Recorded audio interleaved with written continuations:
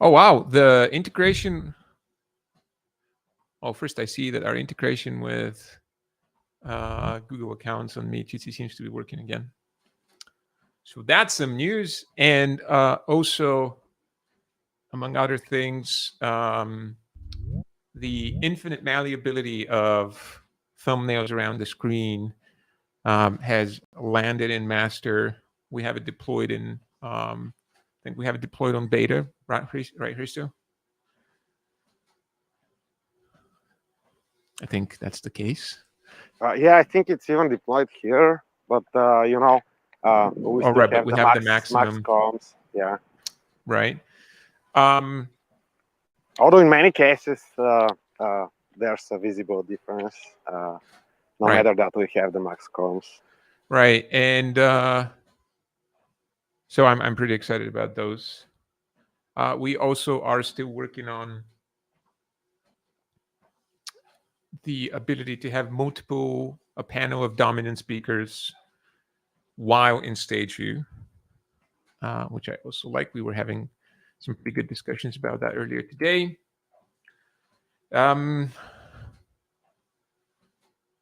Do we have anyone else from the team who wants to share any updates?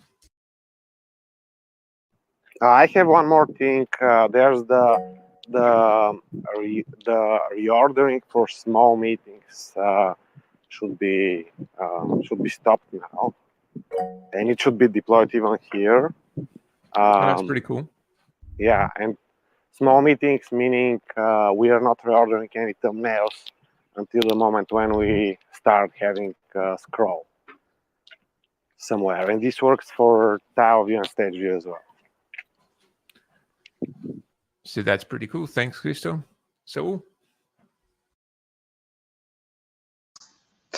couple of quick ones. We're trying to wrap up the SDK 5 release for mobile. Target is this week.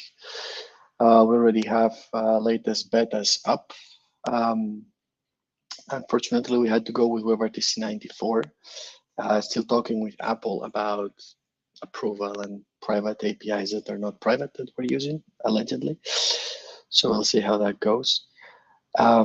Next one is friendly reminder that Google Summer of Code application process is coming up soon, in early April.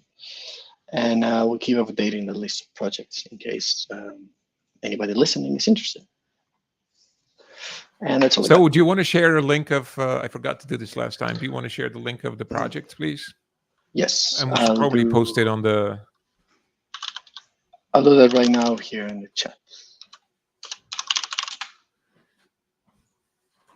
All right. Thank you very much. Anyone else from the team? So Aaron, yes, sorry, I didn't see you. I just wanted to call out that we just got a report that we are incorrectly sending the course headers. That includes multiple copies of it. It seems to be that the new Prosidio.12.0 has introduced some course headers that we had not anticipated. So I'm taking it further, but just in case you're using something that is relying on the course headers to be right, Meet Jitsi is currently not doing that right, and we're aware of it, and we're working towards a fix. Thank you, Aaron. Anyone else?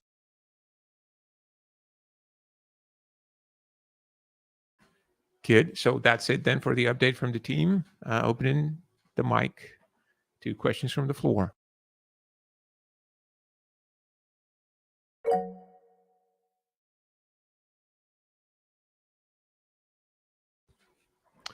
All right. I have a couple of questions. Go ahead, Freddie. Go ahead. Yeah. Right. The first question, and I'm not sure if I missed that, if you said something about it. The new resizable film strip feature. Is there some way to propagate that to all participants in the call? Like if I select a view, I'm able to, persist that view across the call by selecting follow me. Is there some way I can do that with the resizable film strip? I don't think you can do that today, but it is our intention to have something along those lines. I don't know how yet. So it would be helpful to know what's your use case, for example. Why do you want to do it? So say we have a I think the most basic use case right now is possible right now. If I had a stage, a stage view, a main speaker, and I wanted the strip to be a bit larger, so the thumbnails are larger than what they are. I would like to put, kind of persist that view across all participants if possible. And I imagine, obviously, when we're able to have multiple people on stage, that certainly would make it even more useful. Right, but is there anything specific that you're trying to achieve? Because the questions that I think we need to answer is, okay, well, let's say that you do change the size and we want to distribute that size to everyone else.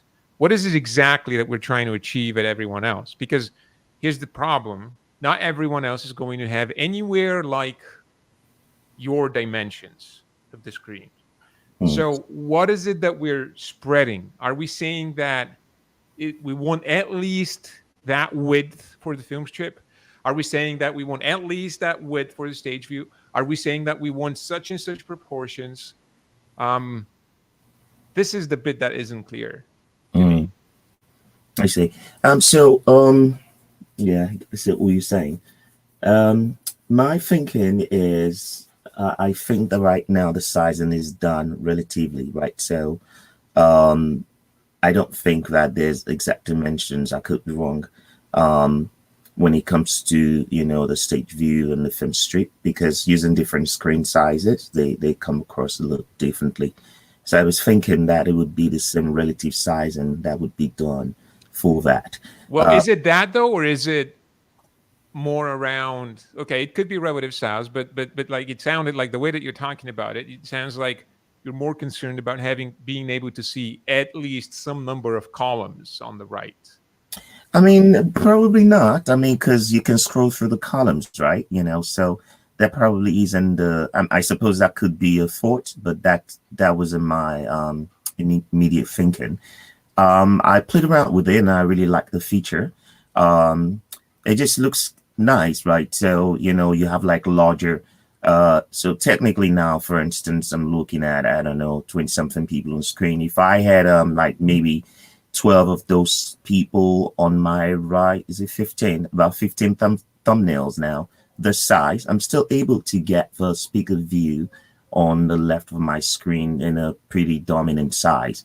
So I was thinking that would be nice to be able to persist that view across the meeting. So the film strip, the thumbnails are really small. If I'm able to somewhat reduce the size of my main speaker, and that increases the size of the thumbnails, I think that's more delightful, as it were, to look at. No, I get it. It's just that, again, it's and thank you for your feedback. I'm trying to see if we can get. So you're essentially saying, I want there to be more people in the screen, right? And fair enough. I think I will be needing more feedback as to what exactly is the important part of the outcome that people are striving for. Is it just that just anything more, right? But within what constraint? I see what you're saying. And is it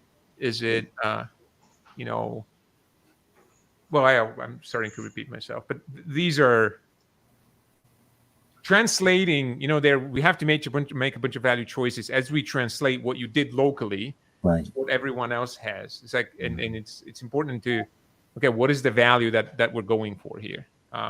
Anyways, I understand what you're saying. Thank you for sharing your feedback. We'll keep it in mind, and it is something that this is, all of these changes on layouts are really geared toward large calls, and large calls do have usually people who moderate them and who are there to express opinions and adapt the call as much as possible to whatever's important in that call. So that will come at some point, as soon as we feel comfortable enough that we know what we're doing. Okay. Sounds great. Just a couple more questions. I'll try and make them pretty quick. So Gypsy, there is a persistent issue with Gypsy. I think I noticed this now. I think it might have started from sometime, possibly last year, or just towards the end of the previous year, where and I think this is more noticeable when you're auto scaling.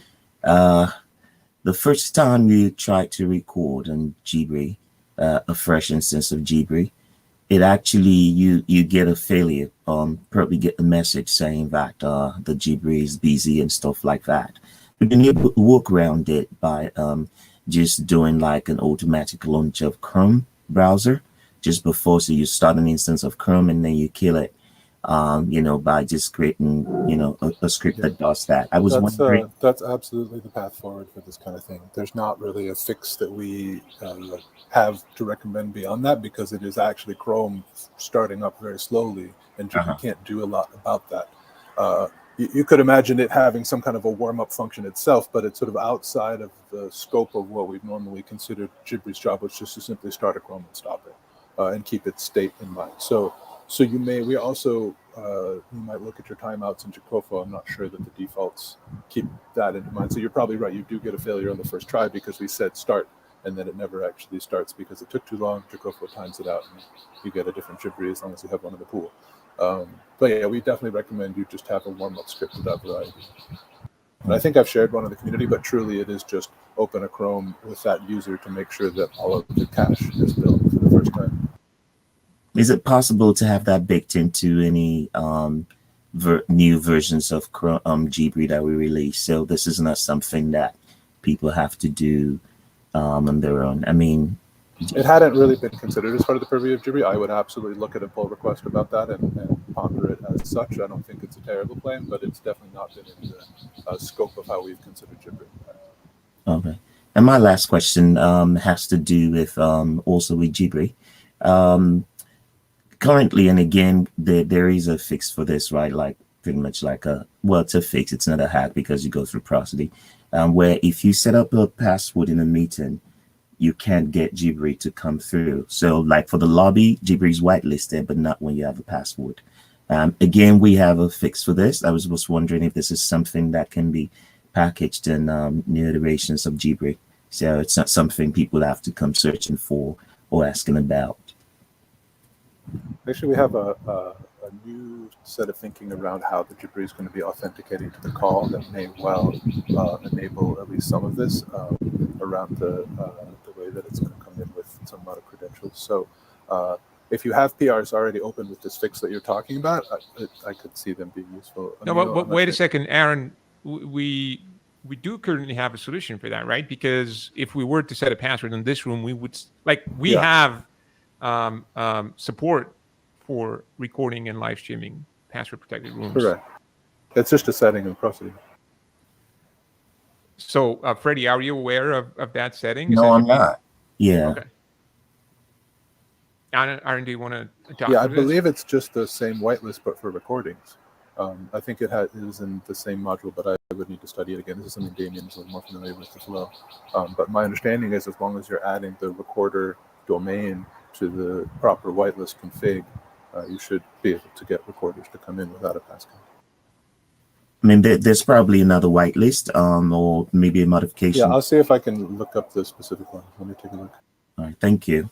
That'll be it for me. Thank you. I have a rough memory that it was the same whitelist, but I could entirely be wrong. Anyways, if Aaron, you can find it Disco. If not, Freddie, you can probably just post it. Actually, it's a module. It's the muck password whitelist module, which I believe is part of our open source. And then once you have that enabled, you would set the muck password whitelist list. So I'll paste some of them into the chat. Right, thank you. Thanks, Aaron. Thanks, Freddie. Other questions?